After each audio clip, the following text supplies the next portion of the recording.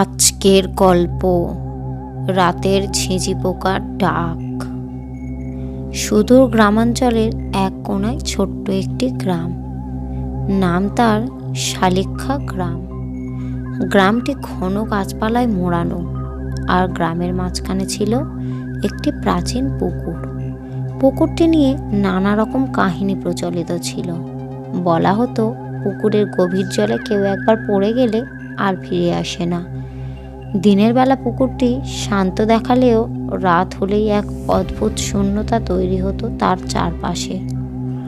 গ্রামের বাসিন্দারা বলতো সন্ধ্যা হওয়ার পর পুকুরের ধারে নাকি যাওয়া নিষেধ। কেউ কেউ বলতো সেখানে নাকি ঝিঁঝি পোকার ডাক শোনা যায় না, কিন্তু যদি শোনা যায় তবে কেউ যেন আর পিছন ফিরে না তাকায়।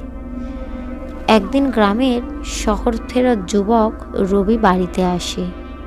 পুরনো দিনের কুসংস্কার তার বিশ্বাস ছিল না।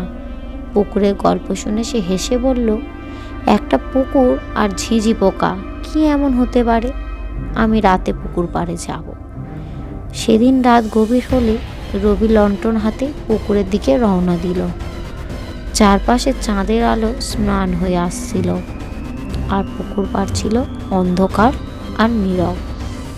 ঝিঁঝি পোকার ডাক শোনা যাচ্ছিল দূর থেকে। কিছুক্ষণ বসে থাকার পর হঠাৎ সে লক্ষ্য করল ঝিঁঝি পোকার ডাক আরো তীব্র হচ্ছে। মনে হচ্ছিল চারপাশ থেকে ডাকগুলো তাকে ঘিরে ধরেছে। রবি কিছুটা অস্বস্তি অনুভব করল, কিন্তু নিজেকে সামলে বলল, কুসংস্কার মাত্র। হঠাৎ করেই সব শব্দ থেমে গেল। চারপাশে এমন এক নিস্তব্ধতা নেমে এলো যে তার বুক ধকধক করে উঠল। পেছন থেকে যেন কারো নিঃশ্বাসের শব্দ শুনতে পেল। সে পিছন ফিরে তাকালো, কিছুই নেই। কিন্তু যখন আবার সামনে তাকালো, তখন দেখল পুকুরের জলে অদ্ভুত আলোর ঝলকানি। সেই আলোর ভেতরে এক সাদা ছায়ামূর্তি ধীরে ধীরে জলের উপর উঠে আসছে। ছায়ামূর্তির চোখ দুটো একেবারে ফাঁকা আর গভীর। ভয়ে চিৎকার করতে চাইল, কিন্তু তার গলা দিয়ে কোনো শব্দ বেরোলো না। মূর্তিটি এগিয়ে আসছে, কেবল একটি কথা বলল, আমার জায়গায় কেন এসেছো? পরদিন সকালে গ্রামবাসীরা পুকুর পাড়ে রবির লাশ পেল। তার চোখ ছিল একদম ফাঁকা, যেন কোনো অজানা ভয়ে জমে গিয়েছিল। সেই রাত থেকে গ্রামের আর কেউ কখনো পুকুর পাড়ে যায়নি।